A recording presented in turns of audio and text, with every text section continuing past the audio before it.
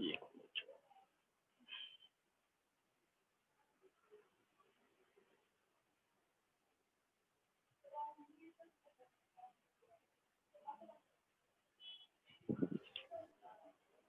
अभी देखना बेटा, स्क्रीन क्लियर है सबको? स्क्रीन और वॉइस कंफर्म करो कोई भी एक।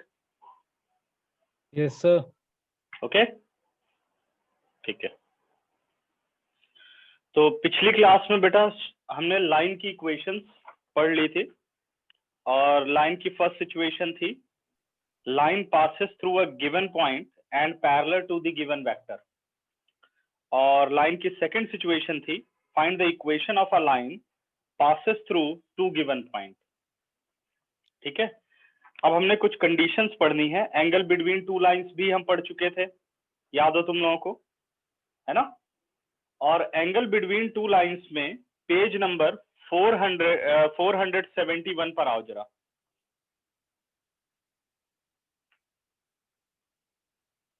ठीक है परी, अभी डिस्कस कर लेते हैं। Angle between two lines 471 page पर आओ। यहां पर आपको साइन थीटा फाइंड आउट करने के लिए एक फॉर्मूला दे रखा है, ध्यान दो नीचे देखो कि square root a1b2 minus a2b1 whole square. इस फॉर्मूले को याद करने की कोई जरूरत नहीं है। अगर वो हमसे sine theta angle between two line पूछता भी है तो हम अपने कॉस थीटा को फाइंड आउट करेंगे। कॉस थीटा को फाइंड आउट करने के बाद ये मैं बता चुका हूं, जो थीटा है वो हमेशा एक्यूट एंगल रहता है। अब आप साइन थीटा निकाल लेंगे। साइन थीटा क्या होगा? √1 माइनस कॉस स्क्वायर थीटा। तो मेरे हिसाब से ये फॉर्मूला मीनिंगलेस है। ठीक है, इसको करने की कोई जरूरत नहीं है कि पूरा ये लिखो और अंदर फिर इसको डाल करके सिंप्लीफाई करो, तो वो ना करें। सबसे पहले कॉस थीटा निकाल लें फॉर्मूले से, उसके बाद सॉल्व कर लें। ठीक है। अच्छा, अब एक बच्चे ने पूछा है कि कार्टेशियन में एंगल बिटवीन टू लाइंस वाला कॉन्सेप्ट हम दोबारा समझना चाहते हैं। ठीक है, angle between two lines in Cartesian form. Angle between two lines in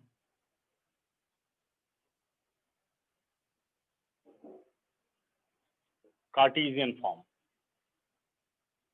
तो कार्टेशियन फॉर्म में पहले तो इक्वेशन लिखते हैं। कार्टेशियन फॉर्म में इक्वेशन किस तरीके से है उसको पहले लिखते हैं, फिर आगे बढ़ते हैं।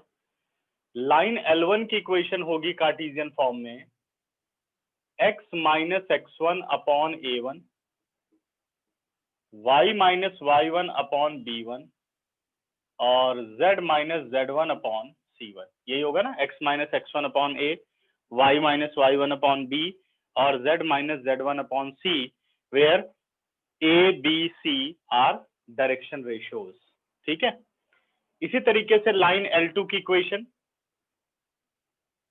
लाइन L2 हो गई x minus x2 upon a2, y minus y2 upon b2 और z minus z2 upon c2। ठीक है, a2 b2 और c2, ये वैल्यू आ गई। एंगल बिटवीन टू लाइन का फॉर्मूला क्या होता है? सबसे पहले मैं इसे वेक्टर में बताता हूं। अगर लाइन L1 की बात करें तो उसका वेक्टर B कहाँ है? फॉर्म क्या होती है? Vector A plus lambda times vector B, यही होता है। तो यानी ये आपका जो वेक्टर B1 है वो है A1 I cap, B1 J cap और C1 K कैप। इसी तरीके से वेक्टर B2 यानी vector A1 plus lambda times या A2 plus lambda times B2, अगर इसकी वेक्टर फॉर्म आप लिखोगे तो, ये मैं समझा रहा हूं आपको, अगर डायरेक्ट कार्टेशियन लगानी तो ये लिखने की जरूरत नहीं है, लेकिन मैं इसलिए लिख रहा हूं कि आपको ये देखना है कि फॉर्मूला कैसे याद कर सकते हो आप। A2 I cap, B2 J cap और C2 K कैप। ठीक है। अब मैंने कहा कि फॉर्मूले में बस ये आप देखो कि एंगल बिटवीन टू वेक्टर का फॉर्मूला क्या पढ़ा था आपने, तो वो था अपने पास cos theta is equal to vector A dot B upon A magnitude into B magnitude. तो कोई भी एंगल 0 से लेकर के 180 तक वो निकल सकता है, लेकिन अभी जो आपको एंगल निकालना है वो एक्यूट एंगल निकालना है। तो उसी सेम फॉर्मूले में vector A dot B, vector A magnitude, vector B magnitude whole mod, ये हम यहाँ पे अप्लाई करते हैं। ठीक है। तो इसी तरीके से जो A की पोजीशन है वो है वेक्टर B1 और जो बी की पोजीशन है वो है वेक्टर B2। अब हमें B1 और B2 के बीच में एंगल चाहिए, तो आप क्या कहेंगे, vector B1 dot vector B2 upon vector B1 magnitude into vector B2 magnitude whole mod. Clear है? ये तो अपना वेक्टर फॉर्मूला है। इसी सेम फॉर्मूले से कार्टेशियन बनाना बहुत आसान है। cos theta is equal to B1 dot B2, इन दोनों का आप डॉट प्रोडक्ट कर रहे हो, उसी को हम कहते हैं कोरस्पॉन्डिंग डायरेक्शन रेशियोज को मल्टीप्लाई कर दिया, यानी A1 A2 plus B1 B2 plus C1 C2 upon root A1 square B1 square C1 square into root A2 square plus B2 square plus C2 square. ये देखिए होल मॉड। ये रहा Cartesian से formula. तो इसको याद करने की कोई जरूरत ही नहीं है, हमारे दिमाग में आ जाना चाहिए कि ये होता है जी वेक्टर, वेक्टर से सीधे कार्टेशियन का फॉर्मूला याद आ गया। ठीक है, क्लियर? और नहीं तो फिर प्रॉपर प्रोसेस कर दो, कोई नंबर नहीं काट सकता। समझ में आ गया? अब कुछ कंडीशंस कार्टेशियन और वेक्टर दोनों को मिला करके। पहली कंडीशन है line L1 is perpendicular to line L2 if and only if. अब ध्यान देना बेटा, अगर वेक्टर B1 और B2 परपेंडिकुलर है तो ये लाइनें भी परपेंडिकुलर होंगी। वेक्टर B1 और B2 अगर परपेंडिकुलर है तो ये लाइनें परपेंडिकुलर होंगी। इसका मतलब the dot product of two vector is 0, A1 A2 plus B1 B2 plus C1 C2 is equal to 0। अगर इनके डायरेक्शन रेशो का डॉट इनके कोरस्पॉन्डिंग डायरेक्शन रेशो के सम का प्रोडक्ट 0 हो जाए तो लाइंस क्या होंगी, परपेंडिकुलर। कैसे हमें ये बात याद रहेगी, अगर वेक्टर B1 जो डायरेक्शन L1 की लेता है और वेक्टर B2 जो डायरेक्शन L2 की डिफाइन करता है, अगर ये दोनों परपेंडिकुलर है तो दो वेक्टर कब परपेंडिकुलर होते हैं बेटा, जब उनके डॉट प्रोडक्ट 0 होते हैं। तो B1 और B2 के डॉट प्रोडक्ट का मतलब क्या है, A1 A2 plus B1 B2 plus C1 C2। A1 A2 plus B1 B2 plus C1 C2 is equal to 0। Condition सबको क्लियर है? कोई डाउट तो नहीं किसी को? तो मैंने वहां डॉट प्रोडक्ट लिखा नहीं है, आप समझ जाओ। ठीक है, या और लिख देते हैं, याद रहेगा तुम लोगों को। और L1 perpendicular to L2 if and only if vector B1 dot vector B2 is equal to 0। ठीक है, दूसरी कंडीशन। अच्छा, इसी में एक और L1 is perpendicular to L2 if and only if L1 L2 into M1 M2 plus N1 N2 is equal to 0। यानी अगर आपकी जो ये डायरेक्शंस हैं ये यूनिट वेक्टर की फॉर्म में होगा, बात वही है बेटे, बस सिंबल चेंज हो गया।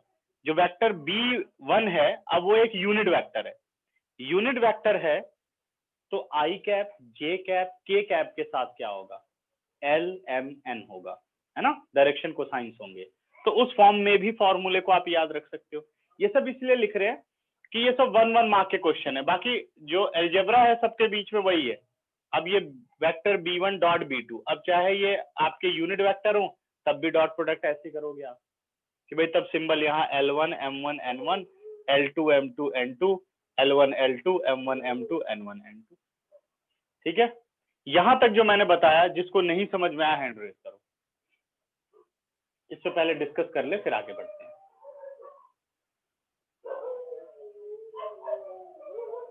और हमेशा हर फॉर्मूले को वेक्टर की टर्म में याद करने की कोशिश करना, तो इससे आपको रट्टाफिकेशन बहुत कम करना पड़ेगा। ठीक है,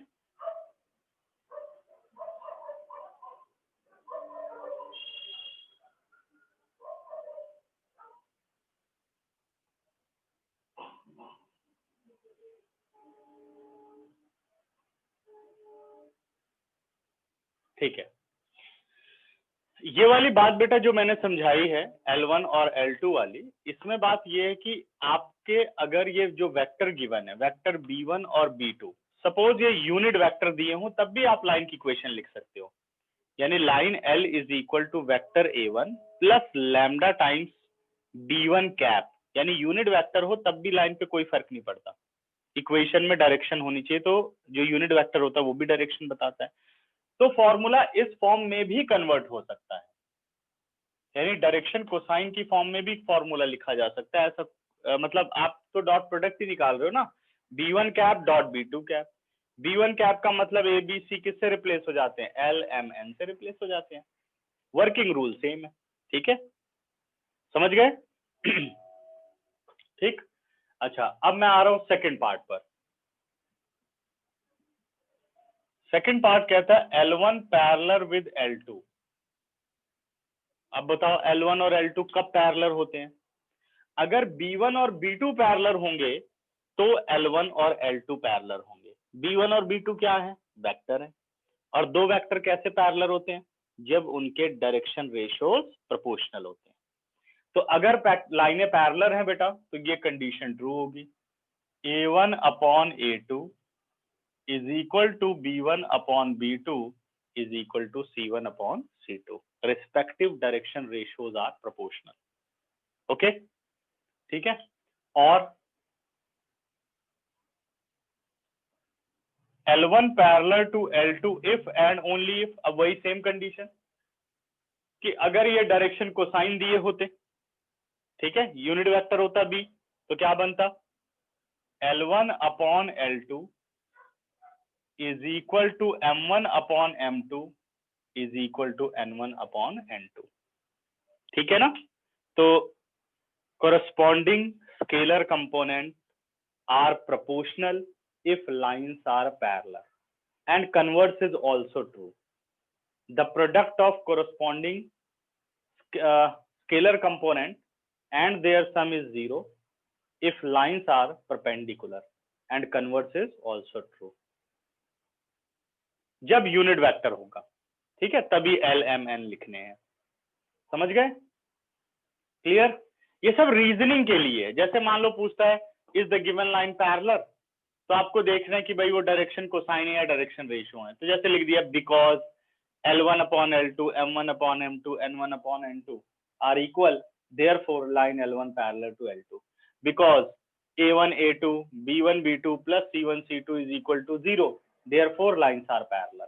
तो जो लाइन की रीजनिंग है वो ज्यादातर वेक्टर में नहीं, इसमें की जाती है, कार्टेशियन में, ठीक है। बहुत जगह कार्टेशियन में मिलेगा, लेकिन अगर आप ये वेक्टर देते तब भी गलत नहीं होता, बट फिलहाल मैं बता रहा हूँ कि आपको हमेशा कार्टेशियन फॉर्म में रीजनिंग करनी चाहिए। अगर वेक्टर टू वेक्टर है तो वेक्टर में कर देंगे, कोई बात नहीं, ठीक है ना। अब जैसे यही वेक्टर में रीजनिंग होती तो हम लिखते because vector B1 is lambda times vector B2 therefore L1 parallel to L2, ठीक है। वो इसलिए लिखा कि सबको ये ना याद हो जाए कि B1 हमेशा लैम्डा टाइम्स B2 ही होता है, इसलिए वो बात मैंने यहाँ नहीं लिखी, ठीक है, ये तो कॉमन ही है इसलिए लिख दी मैंने। तो वेक्टर वाली भी टेक्निक यहाँ पे लगाई जा सकती है। क्लियर है बच्चों? हाँ जी, बताओ कोई दिक्कत हो तो अभी भी, फिर हम आगे बढ़े।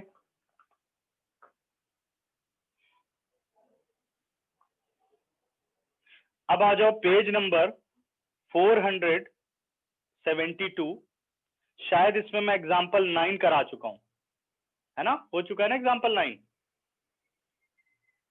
अब मैं आ रहा हूँ एग्जांपल 10, आप लोगों को मैंने करने के लिए बोला था, वो भी शायद हो चुका है। अब हम आ रहे हैं सबसे important topic, shortest distance between two lines. Shortest distance between two lines, इसका स्क्रीनशॉट लो फिर हटाऊं मैं।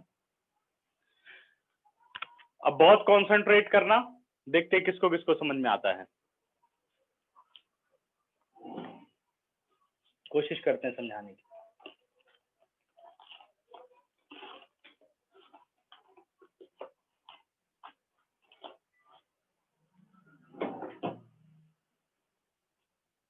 इरेज कर रहा हूं बच्चों।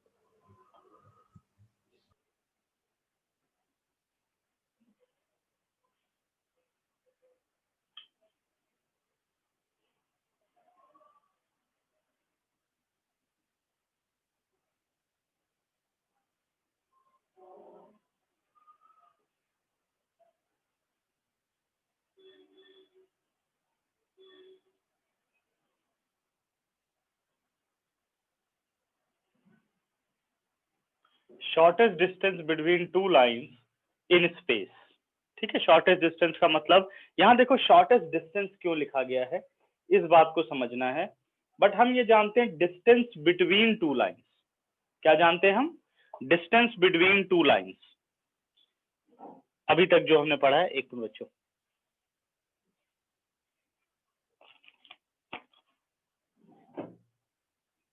ठीक है, डिस्टेंस बिटवीन टू लाइंस हम जानते हैं। अगर आप प्लेन में बात करो तो प्लेन में दो लाइन के बीच में क्या रिलेशनशिप होता है? या तो दोनों लाइनें पैरेलल होती हैं, ठीक है, या दो लाइन इंटरसेक्ट कर सकती हैं। यही दो सिचुएशन होती है ना प्लेन में, या तो लाइनें पैरेलल कार्टेशियन प्लेन में, या लाइनें इंटरसेक्टिंग।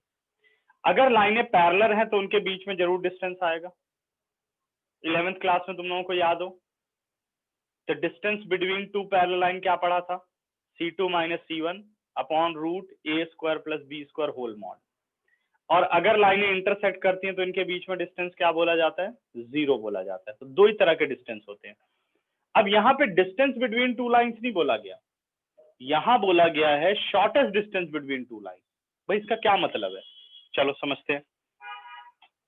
सबसे पहले तो सिचुएशंस देखो, दो लाइंस है अपने पास L1 और L2। पहली सिचुएशन लेते हैं, line L1 parallel to L2। अगर दो लाइनें पैरेलल हों तो क्या सिचुएशन बन सकती है? ठीक है, कंडीशन नंबर 1 पढ़ रहे हैं हम। अभी सिर्फ हम ये समझने की कोशिश कर रहे हैं कि ये शॉर्टेस्ट डिस्टेंस होता क्या है, निकालेंगे तो बाद में, ठीक है ना।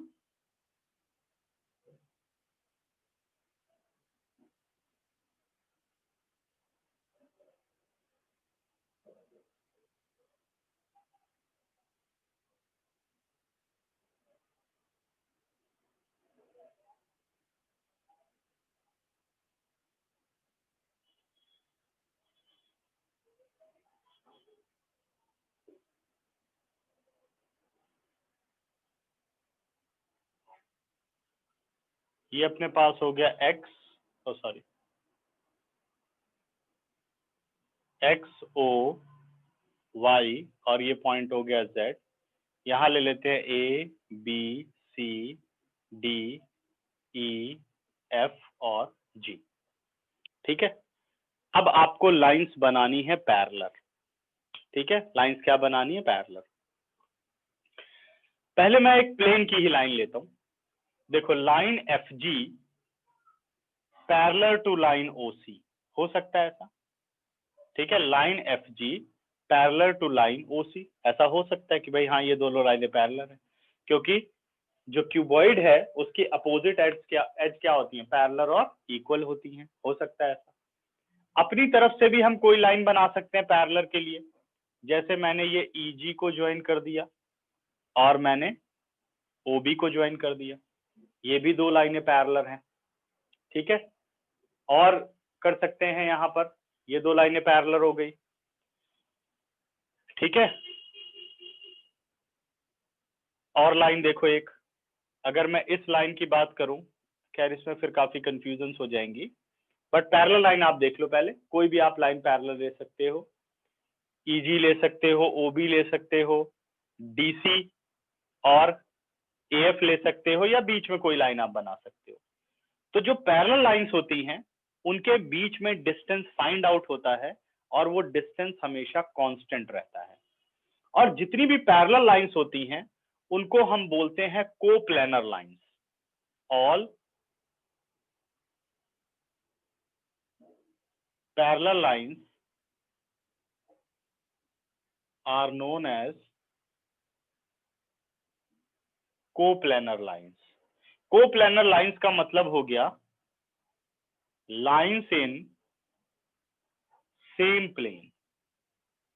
ठीक है, अब सबके दिमाग में ये कंफ्यूजन आ रही होगी कि भाई अगर मैं बात करता एफ जी की और बात करता ए बी की, तो ये दोनों लाइन तो सेम प्लेन में है। कौन सा प्लेन है ये?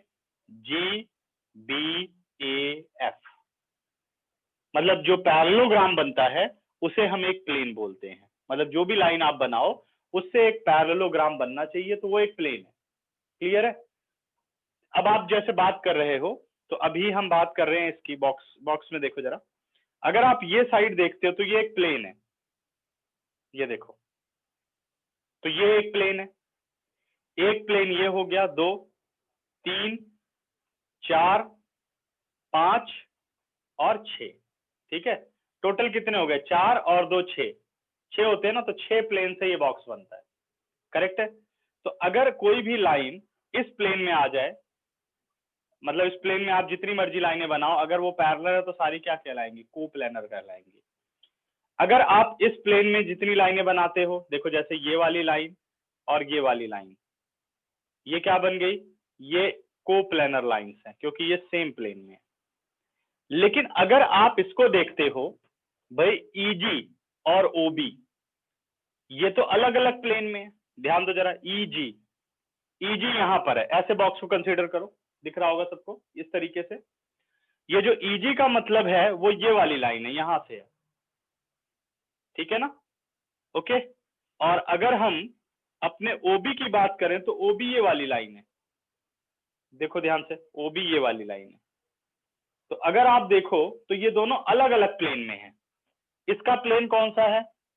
ए बी सी ओ। इसका प्लेन कौन सा है? E F G D. तो ये तो डिफरेंट प्लेन में है। और हमने क्या बोला? All parallel lines are known as coplanar line, यानी लाइंस इन सेम प्लेन। लाइनें पैरेलल तो है बट प्लेन सेम नहीं है। अब ध्यान देना कैसे इसका प्लेन सेम हो गया। आप इन चारों वर्टेक्स को मिलाओ। अब मैं मार्कर चला रहा हूं, ध्यान देना।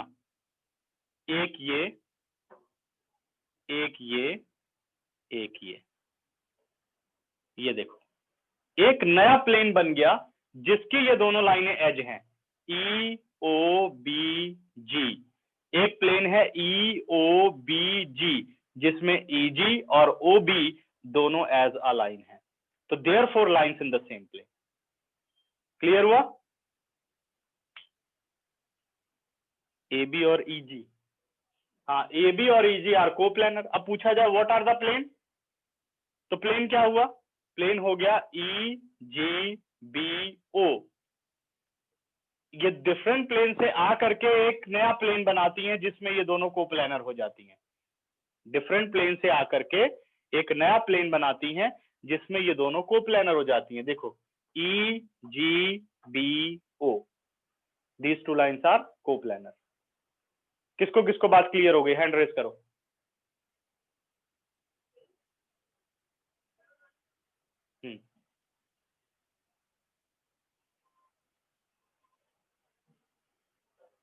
ठीक है, पहली सिचुएशन आप लोगों ने देख ली कोप्लेनरिटी की, भाई ऐसा हो जाएगा। अच्छा, और कोई सिचुएशन देखते हैं, एक एक करके हम डिस्कस करेंगे। अभी पैरेलल लाइन पे ही डिस्कशन चल रही है सारी।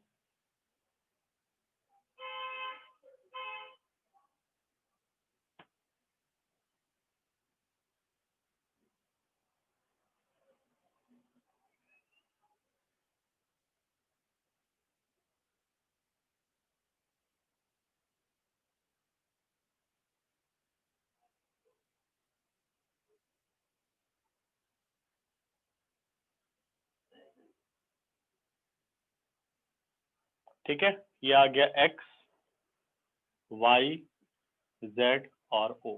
ठीक है, अब कई लोगों के दिमाग में आ रहा होगा कि आप ये बताओ, अगर हम ले लें A B C D E F और जी, एक लाइन तो हमने ऐसे ले ली, ये देखो, ठीक है, और एक लाइन हमने ऐसे ले ली, ये देखो, एक लाइन हमने इस तरीके से ले ली और एक लाइन हमने इस तरीके से ले ली। ठीक है, तो अब ये बताओ कि क्या ये दोनों लाइनें कोप्लेनर लाइंस हैं? क्या ये दोनों लाइनें कोप्लेनर लाइंस है? ठीक है, और लाइन क्या होनी चाहिए? Same direction, parallel, parallel support पे होना चाहिए, सॉरी। तो पहले इसके बारे में बताओ, क्या ये दोनों लाइनें आ जाएंगी कोप्लेनर? एक लाइन एफ जी को मिला रही है और एक लाइन मिला रही है ओबी को, एफ जी और ओबी। ठीक है, इसके लिए मैं थोड़ा सा और काम करूंगा, ऐसे तुम लोगों को इसमें थोड़ा ये स्क्वायर बना दिया ना, क्यूब बना दिया, रुको इसको समझाने के लिए।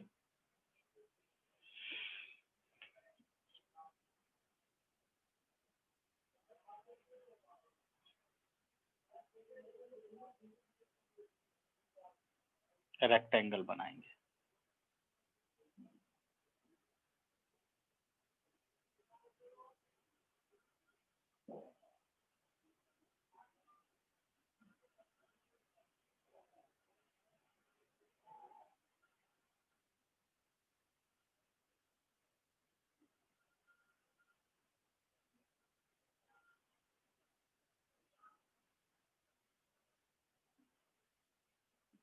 ठीक है, ये हो गया A B C D E F और ये जी। एक लाइन मैंने फॉर्म कर दी है इस तरीके से,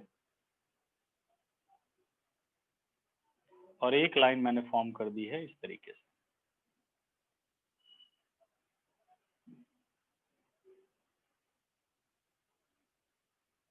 ये देखो, करेक्ट। अब हमें ये देखना है कि क्या ये दोनों लाइन कोप्लेनर हैं। अब सबसे इंपॉर्टेंट बात क्या है कि ये दोनों लाइन को आप पैरेलल कंसीडर करेंगे या नहीं करेंगे, इस चीज को आपको समझना होगा कि क्या ये लाइनें पैरेलल हैं या नहीं है। ठीक है, और लास्ट वाली सिचुएशन पे बाद में आऊंगा। ये मैंने सिर्फ ये कहा है कि देख करके तुम्हें कहीं पैरेलल तो नहीं लग रही है ये लाइन, ये चीज आपको समझनी है। पैरेलल लाइन का मतलब है सबसे पहले तो प्लेन बनना चाहिए, प्लेन बन गया, और उनके बीच में जो डिस्टेंस होगा बेटा वो ऑलवेज कांस्टेंट डिस्टेंस होगा। उनके बीच में जो डिस्टेंस होगा वो ऑलवेज कांस्टेंट होगा। जैसे ये रहा एक डिस्टेंस, आप जीबी कह सकते हो, उसके बीच में है डिस्टेंस, ओई के बीच में है। अब जो मर्जी डिस्टेंस इन दोनों पैरेलल लाइन के बीच में आप लगाओ वो आप लगा सकते हो। ठीक है, तो सारे के सारे डिस्टेंसेस क्या है? कांस्टेंट। अब ये वाली सिचुएशन कैसे पता चले कि भाई ये पैरेलल है या नॉन पैरेलल है या इंटरसेक्टिंग है? तीसरी सिचुएशन, भाई हमने तो दो पढ़ी है ना, या तो पैरेलल होगी या तो इंटरसेक्टिंग होगी। 3D में शॉर्टेस्ट डिस्टेंस क्या है? 3D के अंदर शॉर्टेस्ट डिस्टेंस कुछ ऐसी भी लाइंस होती हैं जो नॉन पैरेलल, नॉन इंटरसेक्टिंग होती हैं। तो अब आपने इसको देख लिया, भाई ये तो लग तो पैरेलल रहा है कि एक लाइन इधर निकल जाएगी, एक लाइन इधर निकल जाएगी, लेकिन इन लाइंस को आप पैरेलल लाइन नहीं बोलते। ठीक है, अगर आप ध्यान दो इन लाइंस पर, तो ये वाली लाइन में आपको कांस्टेंट डिस्टेंस नहीं मिल रहा। सबसे पहले तो चारों वर्टेक्स को मिलाओ। अगर मैं मिलाता हूं सपोज ओ को एफ से, डी को बी से, तो कोई प्लेन नहीं तैयार हो रहा। ये देखो कोई पैरेललोग्राम नहीं हो रहा। दूसरी बात, अब इनके बीच में जरा डिस्टेंस पर ध्यान दो। इनके बीच में सबसे छोटा डिस्टेंस ये वाला है, ये देखो ये डिस्टेंस इसमें सबसे छोटा है। इसके अलावा ये डिस्टेंस कहीं छोटा नहीं होगा, ये दोनों लाइनें आगे निकल जाएंगी। बस ये डिस्टेंस सबसे स्मॉलर है। कौन सा? ये सबसे स्मॉलर डिस्टेंस है। तो इन्हीं लाइंस को बोला जाता है non coplanar line and skew line. ऐसी लाइन जो कि ना तो पैरेलल हो ना ही इंटरसेक्टिंग हो are known as skew lines और coplanar lines, non coplanar lines. ठीक है, समझ गए? या मैं एक बार और रिपीट करूं? पहले तुम लोग ध्यान लगाओ थोड़ा।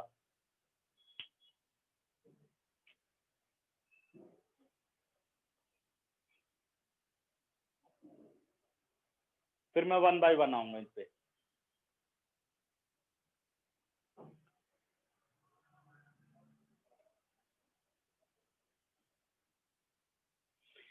ए बी और एफ जी, हाँ जी, पर ये भी कोप्लेनर है बेटा, क्योंकि ये दोनों भी पैरेलल हैं। देखिए प्लेन तैयार हो रहा है। ठीक है अब यहां फिर से आओ, दोबारा से सभी आओ। मैंने एक लाइन बनाई है एफ डी, जिस घर में बैठे हो वहां पर डायगनली देखो, एक छत पर लाइन खींचो एफ डी और एक लाइन खींचो फर्श पर ओ बी।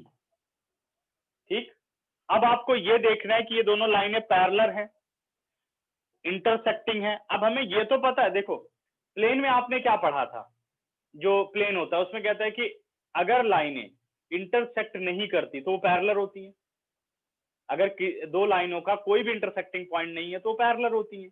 लेकिन यहाँ इन दोनों लाइंस का भी तो कोई इंटरसेक्टिंग पॉइंट नहीं निकल सकता। देखो ये लाइन कॉन्टिन्यू कहीं भी जा सकती है, ये ध्यान दीजिए, और ये लाइन इधर जा सकती है प्लेन में। अब मैं इस बात को समझाता हूं इससे। देखो जैसे अब ये वाली सिचुएशन ये है, ठीक, ये अपने पास ओ ई हो गया, ऐसे बॉक्स हो गया, तो मैंने एक लाइन तो ये बनाई है, देखो ध्यान देना बच्चों, ये रही लाइन ओ ई, ये वाली लाइन है ओ ई, और एक लाइन मैंने ये बना दी है, ये वाली। अब देखो इसको जितना मर्जी एक्सटेंड कर दो इधर, इसको भी जितना मर्जी एक्सटेंड कर दो, इसको इधर जितना मर्जी एक्सटेंड कर दो, क्या ये कभी इंटरसेक्ट करेंगी? है ना, ये कभी इंटरसेक्ट नहीं कर सकती, ना तो ये इंटरसेक्ट करेंगी ना ही ये पैरेलल कहलाएंगी। इन लाइंस का क्या नाम है? इन लाइंस का नाम है स्क्यू लाइंस, यानी नॉन कोप्लेनर लाइंस। ठीक है, समझ गए? जो प्लेन फॉर्म ना करें वो है नॉन कोप्लेनर लाइंस, क्योंकि इनके बीच में शॉर्टेस्ट डिस्टेंस आता है। ठीक, ये सिचुएशन हो गई। अच्छा एक और सिचुएशन लेते हैं, अभी सिर्फ हम पैरेलल लाइंस के बारे में पढ़ रहे हैं, तो ये तो नॉन कोप्लेनर लाइंस हो गई, नॉन कोप्लेनर लाइंस। ठीक है,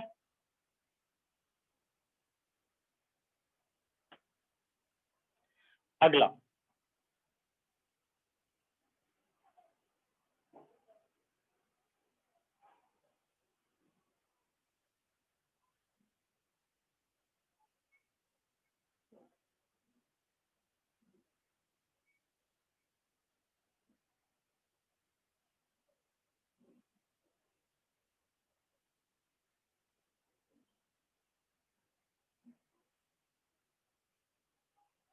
ये हो गया अपने पास एक्स ओ वाई, ये हो गया Z, A B C D E F, और ये पॉइंट हो गया जी। ठीक है, अब मान लो एक लाइन अपने पास हो गई ए एफ,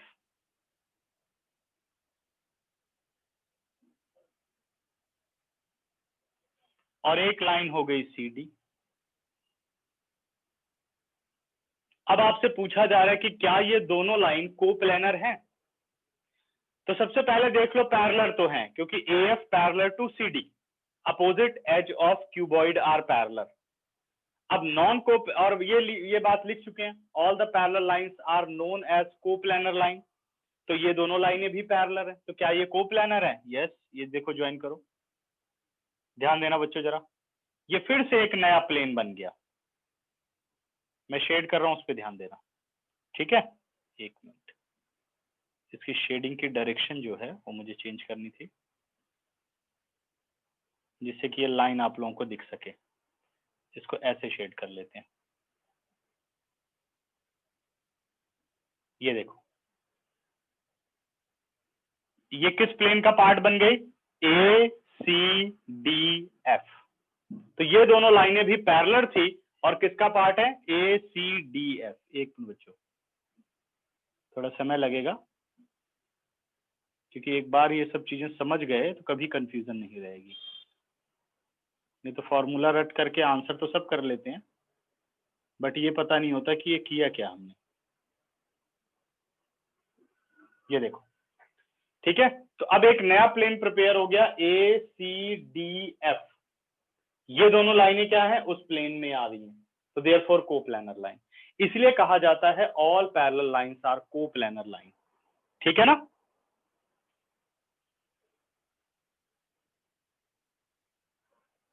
हाँ बिल्कुल बना सकते हैं बेटे, अगर प्लेन बन रहा हो तो। ये लाइन कोई जरूरी नहीं किनारे ही बने, लाइन बीच में भी बन सकती है, अगर उनको ज्वाइन करके एक प्लेन बनता है तो वो कोप्लेनर हो जाएंगी। समझ गए?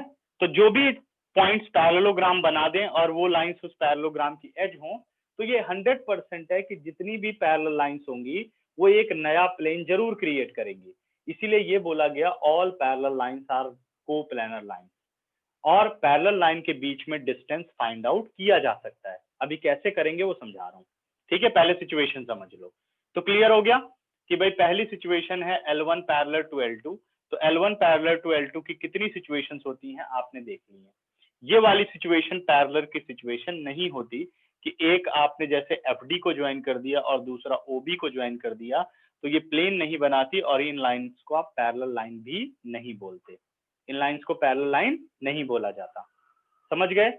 ठीक है, चलो अब इसका स्क्रीनशॉट लो और 5 सेकंड दे रहा हूं, कोई डाउट है तो उसको क्लियर करो, फिर मैं अगली लाइन पे चलता हूं, इंटरसेक्टिंग लाइंस, और सबसे लास्ट में हम अपनी इस लाइन के बारे में और पढ़ाई करेंगे क्योंकि यही 4 नंबर का क्वेश्चन है, स्क्यू लाइंस।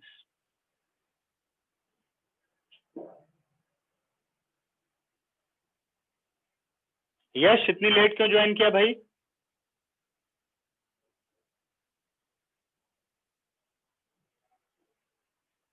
यश गुप्ता,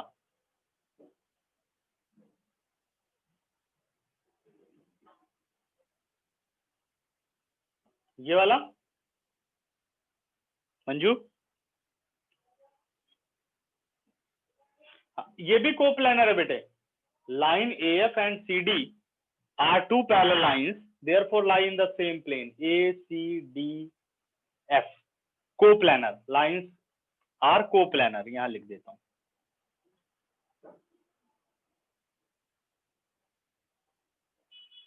और कौन कौन सी लाइंस हैं?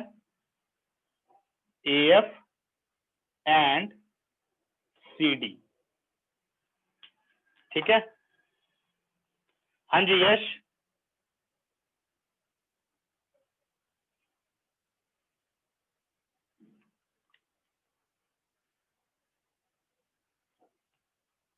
इरेज कर दूं? कोई डाउट बच्चों?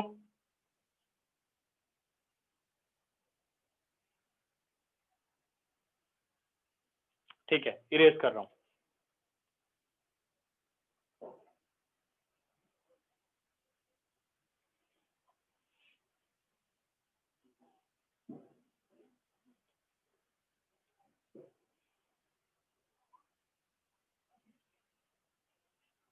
देखो, इंटरसेक्टिंग लाइंस, सेकंड केस,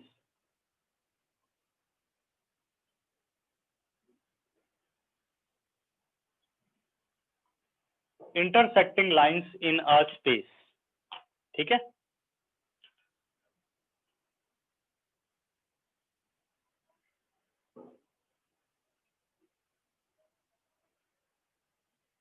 एक मिनट बच्चों, पहले यहां मैं इसके बारे में लिख दूं पहले। ऑल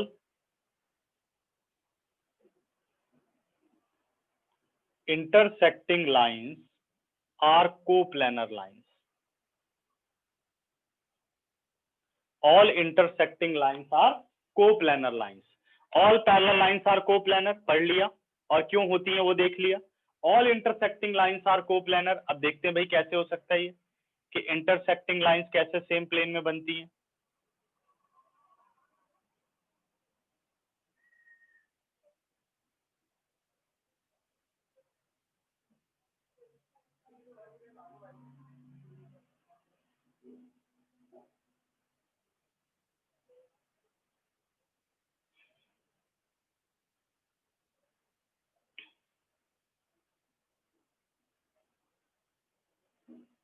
ये आ गया अपने पास X O Y Z, A B C D E F और G, ठीक है। तो ऑल इंटरसेक्टिंग लाइन, हम दो इंटरसेक्टिंग लाइन पे पहले बात कर लेते हैं। मान लो अपने पास एक लाइन है, ये हो गई आपके पास AG, और एक लाइन हो गई CG, AG और CG। क्या ये दोनों लाइनें G पॉइंट पर इंटरसेक्ट नहीं कर रही हैं? बिल्कुल। क्या ये सेम प्लेन में है? तो अगर आप ध्यान दो तो ये लाइन AGCB का पार्ट है, यस, ठीक है। और देखते हैं कौन सी लाइन बन सकती है, और इंटरसेक्टिंग लाइंस हो सकती हैं। एक मतलब एज वाली तो सारी आप समझ जाओगे कि कौन से कर सकते हैं। अब मान लो बीच में हो, जैसे आपने एक लाइन बना दी FC, ठीक है, एक लाइन ये बन गई, और दूसरी लाइन आपने बना दी है BE,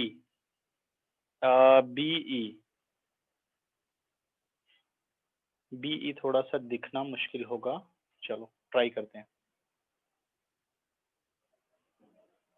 इस तरीके से आपका BE हो गया, करेक्ट है, समझ गए। अब जो BE है वो यहां इस पॉइंट पर इंटरसेक्ट कर रहा है, कौन सा, FC और BE। हमें ये पता लगाना है कि क्या ये लाइनें सेम प्लेन में है।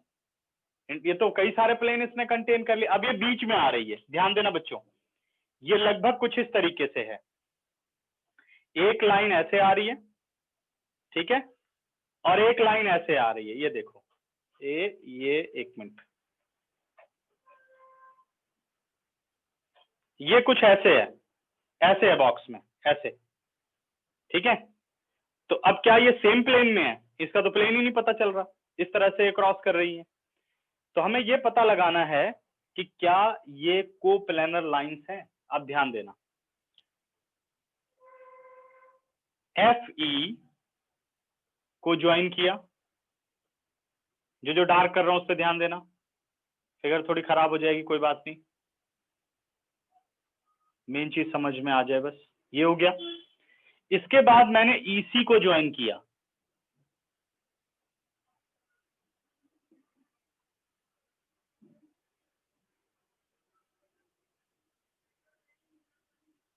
देखो,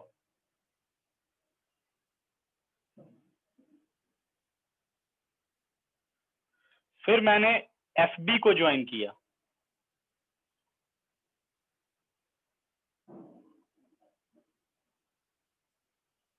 और फिर मैंने BC को ज्वाइन किया।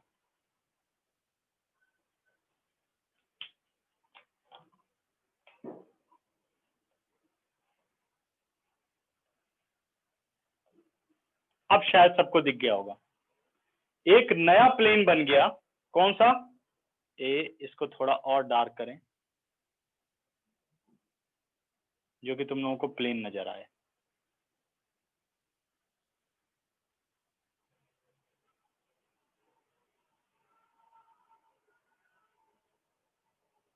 अब देखना बच्चों, जो एक ये नया प्लेन बना BCEF, ध्यान दो, ये लाइन FC और लाइन BE दोनों को कंटेन करता है। Therefore, all the intersecting lines are coplanar lines। नए प्लेन बनते रहेंगे, ठीक है।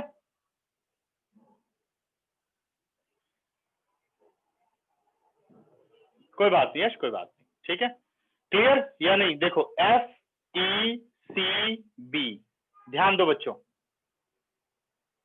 ये एक नया प्लेन बन गया, तो therefore all intersecting lines are coplanar lines, ठीक है। इसमें कोई कुछ पूछना चाहता है, सबको समझ में आ गया, कोई पूछना चाहता है तो हैंड रेज करो।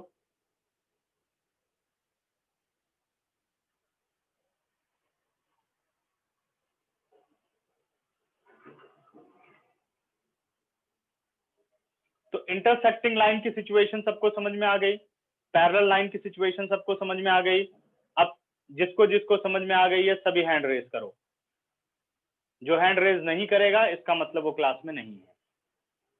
नहीं सॉरी, नहीं तो सोचेगा सर मेरे को तो समझ में नहीं आया, हैंड रेज क्यों करूं। नहीं रुक जा, ठीक है, मेरा क्वेश्चन ही गलत है, ठीक है। अभी सिर्फ इतना शो कर दो कितने बच्चे समझ गए, फिर मैं पूछता हूँ जिसको नहीं समझ में आया, ठीक है, फिर उससे बात करता हूँ, ठीक है। वेरी गुड बच्चों, ठीक है। अभित आपको समझ नहीं आया बेटा,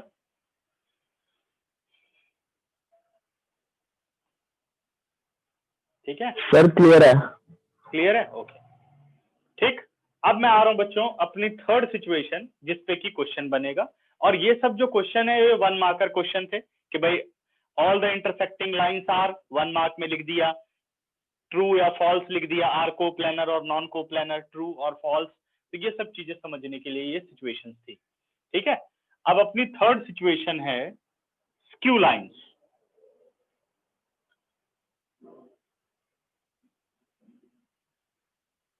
या थर्ड सिचुएशन कर लेते हैं, नॉन कोप्लेनर लाइन।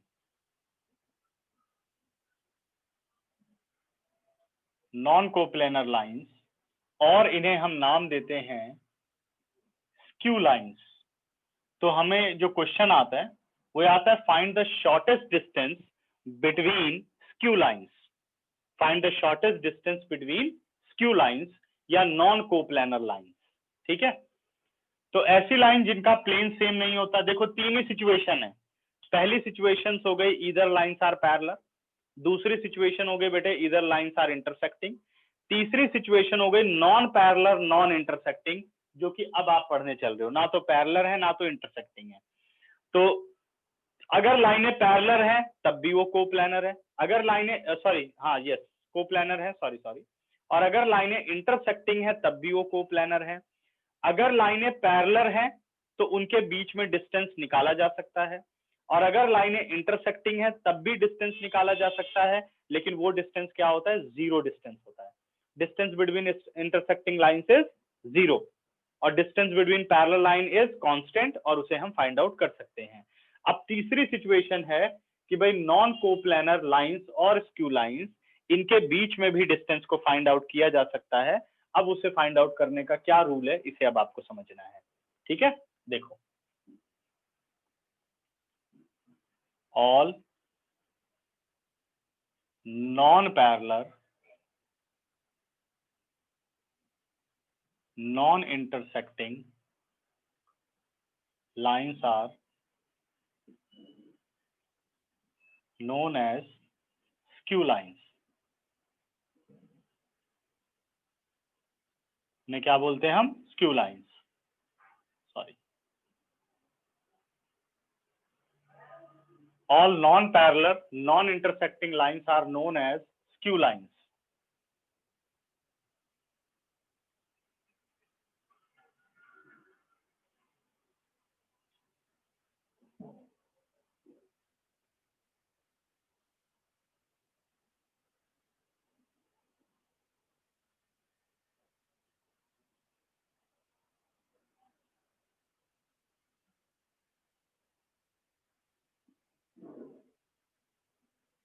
ये हो गया अपने पास x, o, y, z, a, b, c, d, e, f, और ये पॉइंट हो गया g।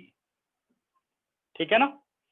तो अब हमें ये बताना है, इसमें स्क्यू लाइन सर्च करना है। तो मैंने क्या बोला कि अगर मान लो मैं एक लाइन बना देता हूं इस तरीके से, भाई मैंने लाइन बना दी है एफ जी,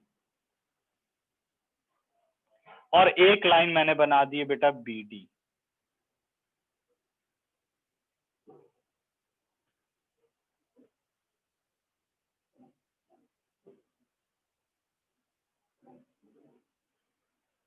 ये मैंने लाइन बना दी है।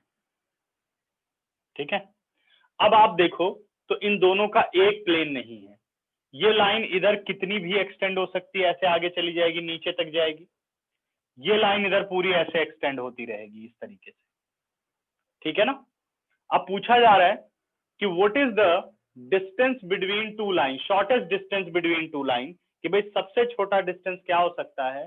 तो आप ध्यान दो कि जो इन दोनों प्लेन के बीच में डिस्टेंस है, क्या यही सबसे छोटा डिस्टेंस नहीं है इन दोनों लाइन के बीच में। यहां ध्यान देना, ये वाला, ये देखो,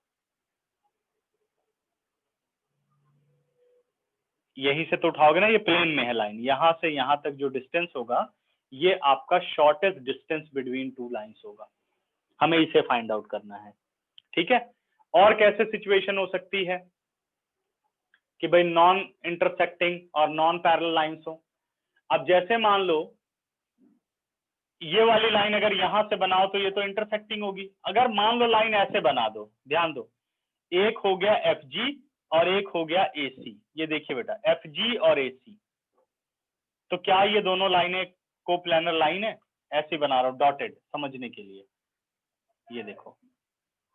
ठीक है, अगर इन दोनों लाइंस को देखा जाए तो क्या ये कोप्लेनर है। ध्यान दो, ए एफ जी सी, देखिए क्या कोई पैरेललोग्राम बन रहा है, एक ट्रेपीजियम बन रहा है बेटा। ध्यान देना बच्चों, ए सी जी एफ। फिगर के अकॉर्डिंग आप देख करके बताओ कि सबसे छोटा डिस्टेंस कौन सा दिख रहा है इन दोनों लाइन के बीच में। ए सी जी एफ लाइन के बीच में सबसे छोटा डिस्टेंस कौन सा है? यहां पर भी सबसे छोटा डिस्टेंस जीसी ही है, क्योंकि इसके आगे ये ऐसे निकल जाएगी और ये भी ऐसे ही आगे निकल जाएगी। ठीक है ना, आगे इंटरसेक्ट नहीं करने वाली। ये देखो नॉन इंटरसेक्टिंग नॉन पैरेलल, ये इधर जाएगी और ये ऐसे इधर जाएगी आगे। ठीक है, तो सबसे छोटा डिस्टेंस हो गया। करेक्ट। तो यही शॉर्टेस्ट डिस्टेंस आपको फाइंड आउट करना है। अच्छा, एक चीज और नोटिस करो, जो शॉर्टेस्ट डिस्टेंस होता है वो दोनों ही लाइन पर परपेंडिकुलर डिस्टेंस होता है। ध्यान देना, ये देखो इस पे भी परपेंडिकुलर होगा और ये रहा इस पे भी 90 डिग्री होगा। ये मैंने इसलिए बनाया, इस लाइन को यहां समझो, 3D में नहीं पता चल रहा। ठीक है, तो ये भी क्या रहेगा? Perpendicular. Shortest distance between two lines are perpendicular distance. ठीक है, दोनों ही लाइन पर वो परपेंडिकुलर रहेगा। तो GC is perpendicular on FG और GC is perpendicular on BD. ये बहुत इंपॉर्टेंट स्टेप है, बहुत मुश्किल मुश्किल क्वेश्चन बनते हैं इस पे। ठीक है, अगर याद रहेगा तो क्लियर हो जाएगी बात। अब सपोज लाइन L1 की इक्वेशन है, वेक्टर फॉर्म में पहले हम कर रहे हैं। Vector R is equal to vector A1 plus lambda times vector B1, और लाइन L2 की जनरल इक्वेशन हो गई vector R is equal to vector A2 plus mu times vector B2। ठीक है, परपेंडिकुलर वाला पॉइंट फिर समझा देता हूं, ध्यान देना। देखो यहां से समझने में ज्यादा इजी रहेगा। करेक्ट। एक लाइन बेटा अपने पास इस डायरेक्शन में है, ये यहां से यहां है, इस कॉर्नर से इस कॉर्नर में एक लाइन है। ठीक है ना, करेक्ट। और एक लाइन आपकी इस कॉर्नर से इस कॉर्नर में है, ये देखो ध्यान से। ठीक है,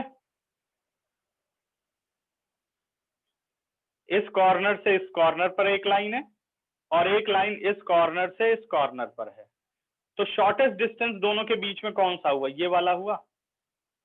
देखो ध्यान से, ये शॉर्टेस्ट डिस्टेंस हुआ। इस लाइन में और जो ये नीचे लाइन बनी है उसमें क्या रिलेशनशिप है? परपेंडिकुलर। ये देखो ये लाइन और सिर्फ ये लाइन देखो आप, तो क्या ये दोनों परपेंडिकुलर नहीं होंगी? जब प्लेन ही परपेंडिकुलर है दोनों, तो ये लाइनें क्या होंगी? परपेंडिकुलर। ठीक है, इसी तरीके से अगर आप यहां मतलब ये लाइन में और इस लाइन में आप ध्यान दो, तब भी दोनों के बीच में क्या एंगल है? परपेंडिकुलर।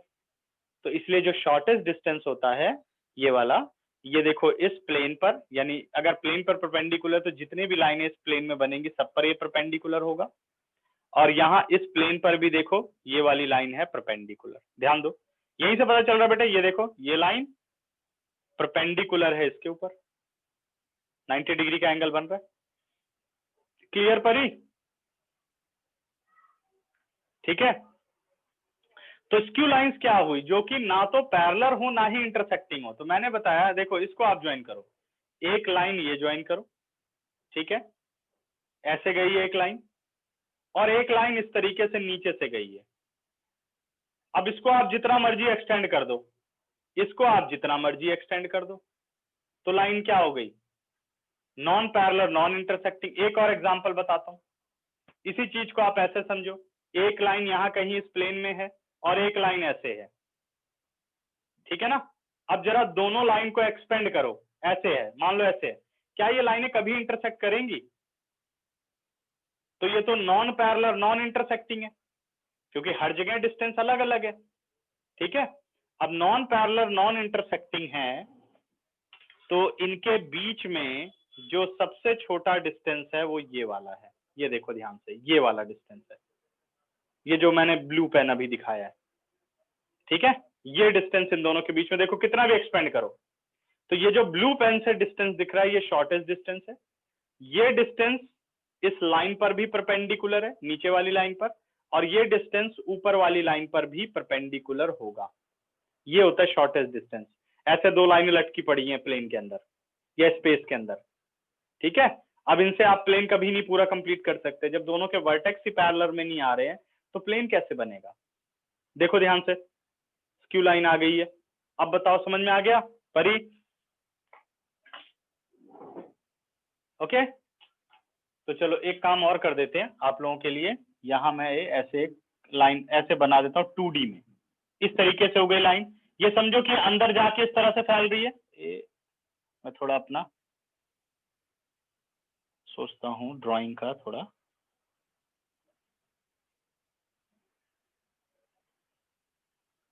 नहीं शो कर सकता, ठीक है? नहीं, इतना कलाकार नहीं बन पाया। 3D वाले होते हैं ना जो बना देते हैं 3D फिगर्स, हम अपनी 2D से ही काम चला लेते हैं। इस तरीके से है। अब बस आप लोग इमेजिन करो कि ये अंदर की तरफ जा रही है, ये लाइन बाहर की तरफ आ रही है, तो शॉर्टेस्ट डिस्टेंस बच्चे ये हुआ, and this distance is perpendicular to both the line. ये ऐसे बना दिया डी, ये डी आपको निकालना है, ठीक है? अब थोड़ा और ऐसे कर देते हैं कि भाई इसको आगे बढ़ा दूंगा तो वो लगेगा कि और छोटा डिस्टेंस तो है ना। एक तरह से ये समझो जैसे ट्रेपीजियम रूम हो, एक ट्रेपीजियम रूम हो और ये यहीं पे आके रुक गया, तो ये वाला डिस्टेंस क्या रहेगा? जो ट्रेपीजियम की स्मॉलेस्ट साइड होती है वो परपेंडिकुलर होगा दोनों पर, तो आपको वो परपेंडिकुलर डिस्टेंस फाइंड आउट करना है, ठीक है ना? दोनों लाइन की इक्वेशन हो गई। तो दिस डिस्टेंस इज, इस फॉर्मूले को डराइव करने की कोई जरूरत नहीं है, याद करना है बस। This distance is equal to vector A2 minus vector A1 dot vector B1 cross vector B2 upon vector B1 cross vector B2 whole magnitude now whole mod. ये डिस्टेंस निकालने का फॉर्मूला है by using vector form.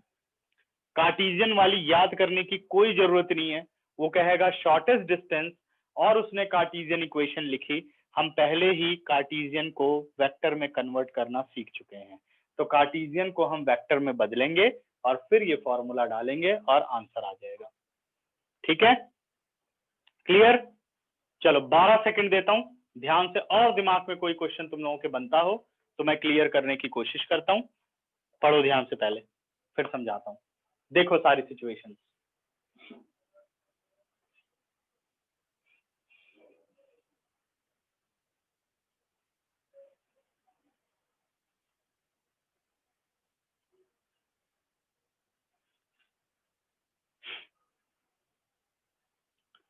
Website सबने visit कर ली? अभी trial version चल रहा है, कोई उसमें प्रॉब्लम आ रही हो तो मुझे बताना, उसको ठीक कराना है, ठीक है? इसीलिए अभी ट्रायल वर्जन पे है सारा। असाइनमेंट वगैरह डाउनलोड करके देखे सबने? हो रहे हैं डाउनलोड?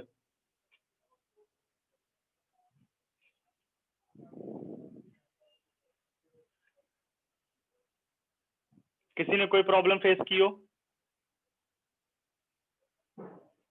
नहीं, अभी मैंने कोई उसमें लॉगिन सिस्टम नहीं रखा है कि असाइनमेंट बिना लॉगिन के आप डाउनलोड नहीं कर सकते, लेकिन अगर आप लोग अकाउंट बनाना चाहो तो आप अकाउंट बना सकते हो अपना, ठीक है? अकाउंट बनाना, आप लोग फॉर्म मत भरना इनरोलमेंट वाला। इनरोलमेंट फॉर्म नेक्स्ट ईयर के लिए है, जो नए स्टूडेंट्स आएंगे या जब आप कोई नया ज्वाइन करेगा, ठीक है? आपको सिर्फ साइन इन पर जाकर के अपना अकाउंट बना लेना है। अगर आप अकाउंट बना लेंगे तो हमेशा मेरे रिकॉर्ड में रहेंगे, ठीक है? हमेशा तुम लोगों का वो अकाउंट चलता रहेगा, मुझे याद रहेगा, ठीक? तो कभी भी आप उस अकाउंट से लॉगिन कर सकते हो, देख सकते हो क्या हो रहा है उसमें, कितने मैं चेंजेस कर चुका हूँ। आज मान लो 12th में हो, 4-5 साल बाद कहीं और बड़ी कंपनी में होगे, कभी मेरी याद आएगी तो लॉगिन करके देख सकते हो कि क्या क्या चेंजेस मैंने कर लिए काम में, ठीक है?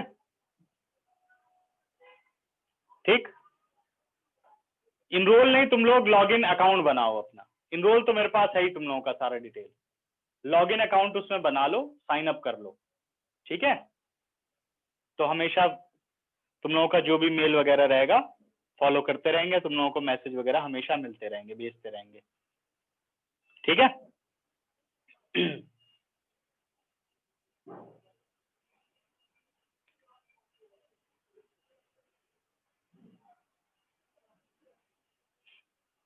नहीं, जैसे ही आप लोग लॉग इन करते हो फोन पर, ठीक है, मैं एक शो कर देता हूँ, रुक जाओ, तब तक अभी क्वेश्चन को रोक देते हैं थोड़ी देर के लिए।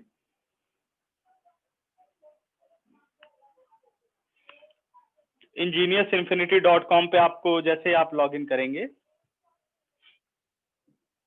कुछ ऐसा इंटरफेस आ जाएगा, ठीक है।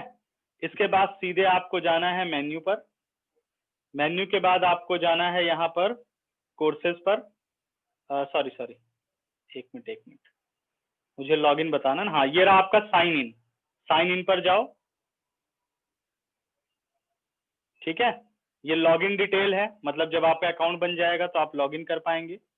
आप सीधे जाओ रजिस्टर पर, रजिस्टर पर आपको अपना यूजर नेम बनाना है, फर्स्ट नेम बनाना है, लास्ट नेम बनाना है, email address, password, confirm password सब पुट करके भर देना है। पासवर्ड अगर भूल भी जाओगे तो फॉरगेट पासवर्ड पे जाकर के कभी भी उसको कवर कर पाओगे आप, ठीक है।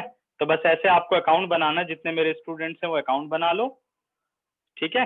और उसके बाद बाकी तो इनरोल करेंगे जो नए होंगे, क्योंकि मैं एक स्टूडेंट कम्युनिटी प्रिपेयर करना चाहता हूँ जब तुम लोग एक प्लेटफॉर्म पे सभी आ जाओगे, ठीक है। तो सारे के सारे मेरे स्टूडेंट्स एक प्लेटफॉर्म पे रहेंगे, वो एक दूसरे से लिंक हो पाएंगे आगे चल करके, कि भाई हाँ हम भी कभी पढ़ते थे, कोई अरुण शुक्ला नाम का इंसान था, ठीक है, था नहीं है, सॉरी, ठीक। हाँ चले आगे। तो इस तरीके से मैं चाहता हूँ कि सबकी एक कम्युनिटी तैयार हो, कि जितने स्टूडेंट्स पढ़ाए, क्योंकि अभी तो कोई रिकॉर्ड में नहीं है ना, तो ऐसे फिर बन जाएगा। हटा दो बेटा, बताओ कोई डाउट?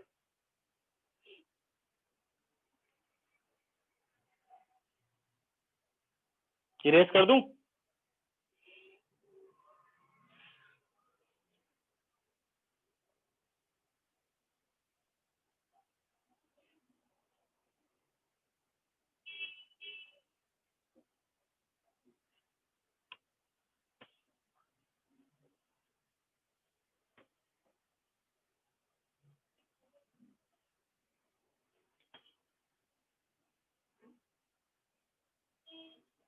अब सर पहले इस पे क्लास एक क्वेश्चन जल्दी करते खत्म नहीं हैं, करोगे? फिर डिस्टेंस बिटवीन पैरेलल लाइन समझाता हूँ तुम लोगों को, ठीक है। देखो सर क्लास जल्दी खत्म नहीं करोगे? रुक जा एक मिनट, कौन बोल रहा है? उज्जवल, यस सर। रुक जा, पहले ये पढ़ा दूं, इसके बाद खत्म कर देंगे। अच्छा पेज नंबर आ जाओ अब, 475 पढ़ा चुका हूं, page number 476, example number 11।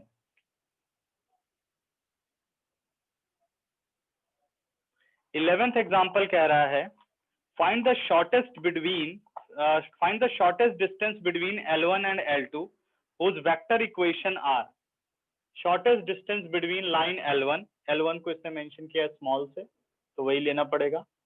Line L1 with equation vector R is equal to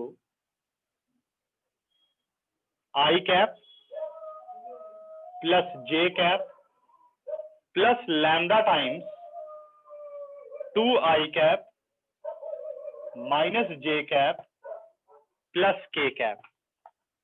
इसी तरीके से सेकेंड लाइन की इक्वेशन है, vector R is equal to 2I cap plus J cap minus K cap plus mu multiply with 3I cap minus 5J cap और plus 2K cap.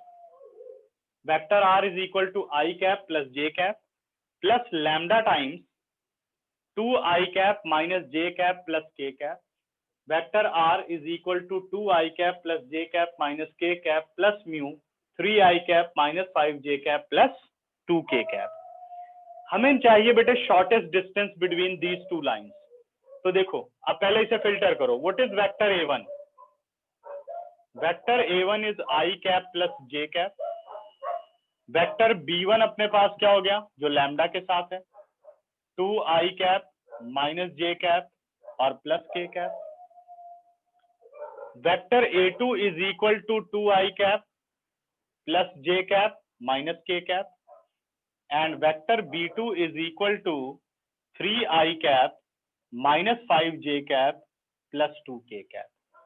अब क्या चाहिए बेटे, फॉर्मूले के अकॉर्डिंग हमें वेक्टर a2 माइनस a1 चाहिए, तो 2i cap minus i cap, it is i cap, j cap minus j cap plus 0 j cap, minus k cap plus 0 k cap minus k cap.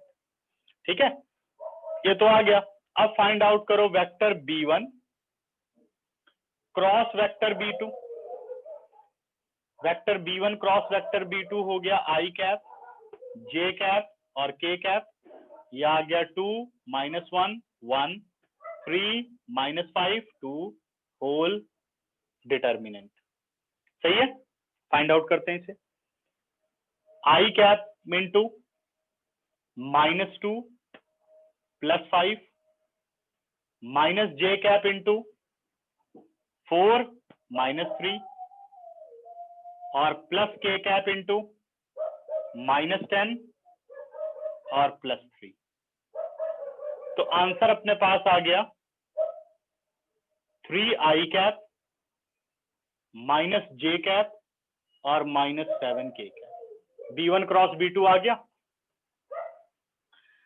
अब find out कर लो b1 cross b2 whole magnitude.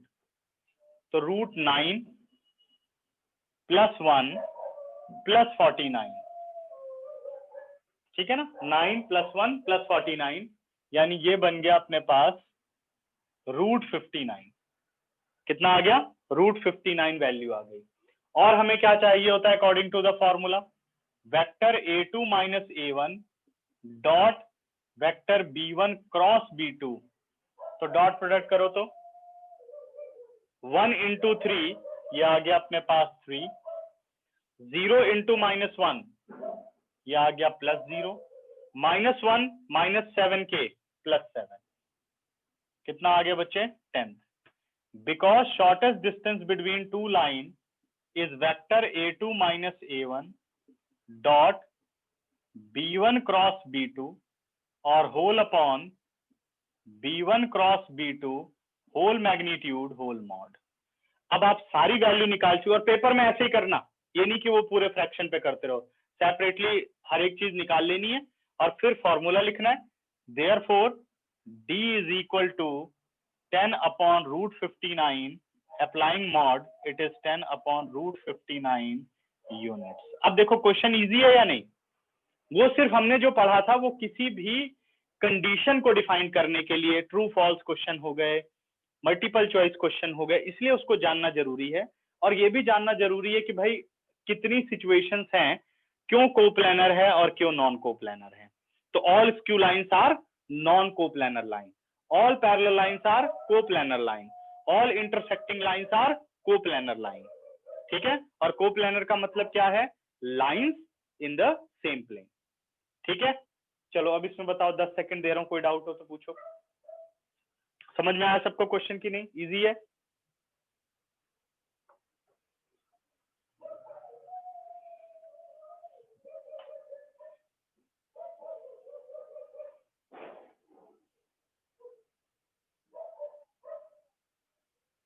बस एक बच्चों parallel line वाला और समझा दो, topic खत्म कर दूं बस,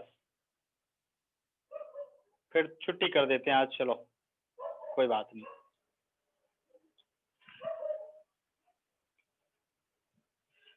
आज सभी लगता है बहुत ज्यादा थक चुके हो, है ना, दिवाली मना करके. अब इसे कर दूं मैं इरेज,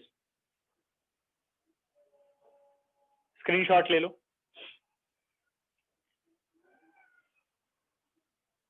हटा रहा हूं बच्चों.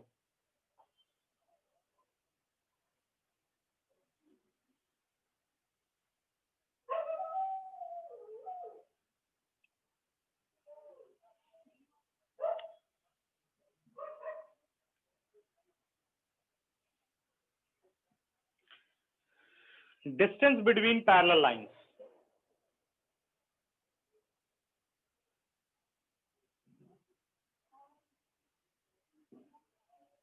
सिचुएशन अभी समझ चुके हो. All the parallel lines are coplanar line. मान लो ये लाइन L1 हो गई, ये लाइन आपके पास L2 हो गई, और ये डिस्टेंस दोनों के बीच में आपको निकालना है। ये तो पता ही है, ये भी परपेंडिकुलर ही होगा। ये बहुत ध्यान से नोट कर लेना कि ये जो शॉर्टेस्ट डिस्टेंस हो, चाहे पैरेलल लाइन के बीच में डिस्टेंस हो, दोनों ही डिस्टेंसेस, दोनों जो डिस्टेंस है वो दोनों लाइन पे परपेंडिकुलर ही रहेगा। तो लाइन L1 की जनरल इक्वेशन होगी vector R is equal to vector A1 plus lambda times B। ध्यान देना बेटे, parallel line B। Line L2 की इक्वेशन हो गई vector R is equal to vector A2 plus mu times vector B। ठीक है, क्योंकि B अगर वेक्टर डिफरेंट हुए तो ये लाइनें पैरेलल नहीं है, या तो इंटरसेक्टिंग है या नॉन इंटरसेक्टिंग नॉन पैरेलल है ना। तो पैरेलल लाइन में या तो ये B सेम होंगे या इनके drs प्रोपोर्शनल होंगे। तो अगर मान लो drs प्रोपोर्शनल हुए तब क्वेश्चन को कैसे करना है, जैसे मान लो ये वेक्टर B लिखा गया i cap plus j cap plus k cap, और ये लिख दिया गया 2i cap plus 2j cap plus 2k cap. तो हम समझ गए 1/2 1/2 1/2, यानी ये दोनों लाइनें क्या हैं, पैरेलल हैं। तो लेकिन आपको B कौन सा यूज करना है, आपको जो स्टैंडर्ड फॉर्म वाला B है उसे यूज करना है, यानी 2 को इसमें से कॉमन ले लेना है और उसे म्यू के साथ लगा देना है, मतलब म्यू में मर्ज हो गया वो, तो आ गया i cap j cap k cap. ठीक है, करेक्ट, समझ गए। तो वेक्टर B कितना आ जाएगा, i cap j cap k cap. अब इस केस में फॉर्मूला क्या होता है, distance between two line is vector B cross vector A2 minus vector A1 upon vector B magnitude whole mod. अब पेपर में क्या करता है कि पेपर में ये नहीं लिखता find the shortest distance, paper में लिख देता find the distance between the line. अब हमें ये पता लगाना है कि भाई लाइनें सबसे पहले चेक कर लो पैरेलल लाइन है या स्क्यू लाइन है। ठीक है, और इंटरसेक्टिंग का कोई प्रॉब्लम नहीं है। इंटरसेक्टिंग अगर लाइन हुई, बी और बी अलग अलग हुए, तो अगर आप उसका शॉर्टेस्ट डिस्टेंस निकालेंगे तब भी शॉर्टेस्ट निकालना है, क्योंकि ये तो पता चल जाएगा कि पैरेलल नहीं है, तो अपने आप शॉर्टेस्ट डिस्टेंस 0 आ जाएगा। ठीक है ना, तो लाइनें क्या हो गई, इंटरसेक्टिंग हो जाएंगी। ठीक है, तो इस तरीके से आप पैरेलल लाइन पे आओगे। अब आओ आप example number 12, page number 476।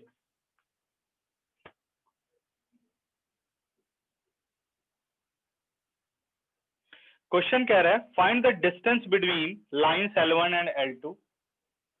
Line L1 की जनरल इक्वेशन हो गई i cap plus 2j cap minus 4k cap plus lambda times 2i cap plus 3j cap plus 6k cap. Line L2 की general equation हो गई 3i cap plus 3j cap minus 5k cap plus mu times 2i cap plus 3j cap plus 6k cap. तो पहले हम simple line की equation देख लें। तो ये दोनों लाइनें क्या है,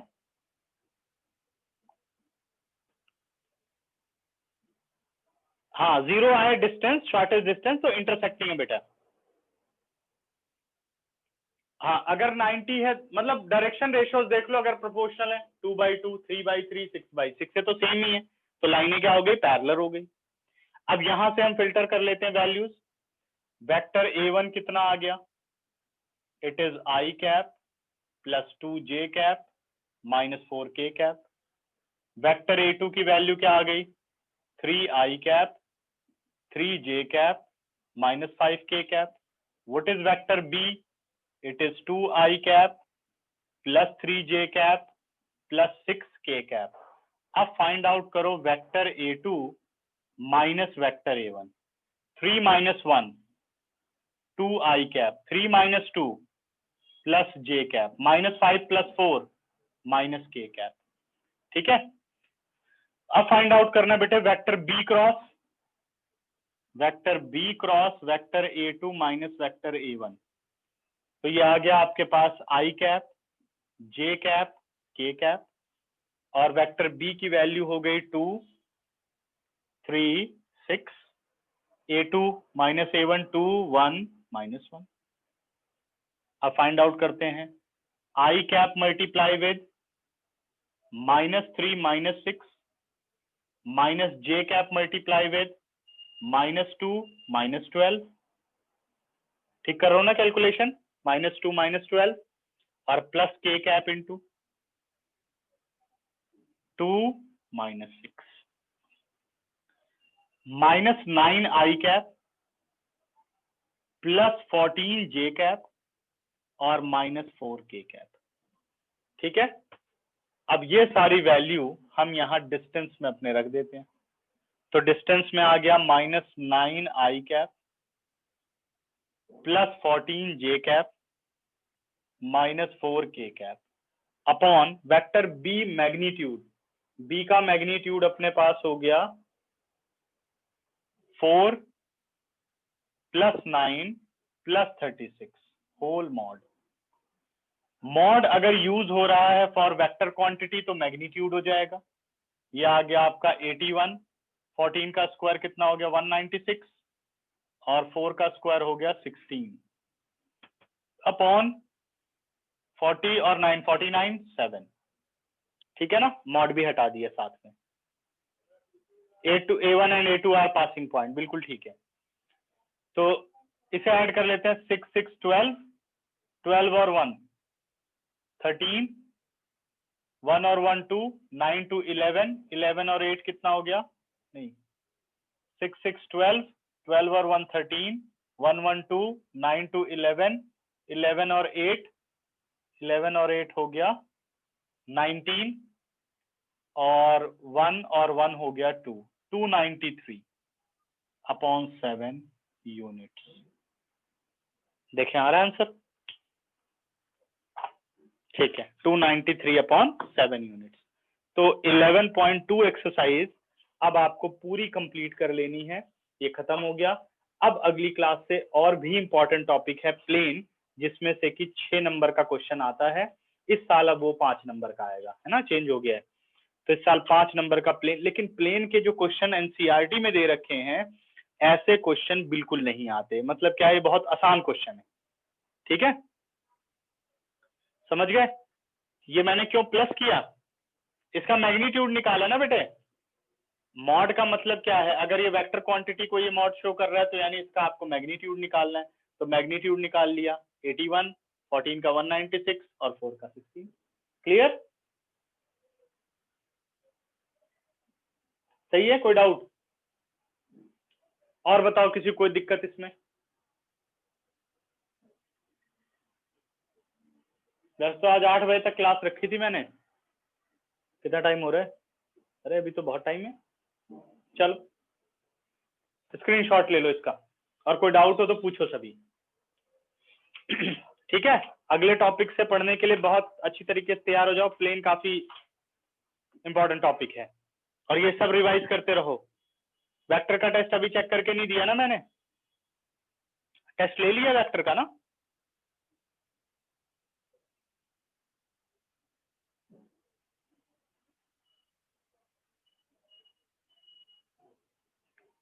ठीक है, ट्यूसडे देता हूँ फिर इसको चेक करके। ठीक, ट्यूसडे तक मिलेगा वेक्टर तुम लोगों को। आज देखते हैं भी, टाइम मिला तो आज से स्टार्ट करते हैं चेक करना। ठीक है, चलो बच्चों बाय बाय, ध्यान रखो सभी अपना। अगली क्लास ट्यूसडे लेते हैं। एंड करूं क्लास? किसी को कुछ पूछना तो नहीं है? बाय बच्चों।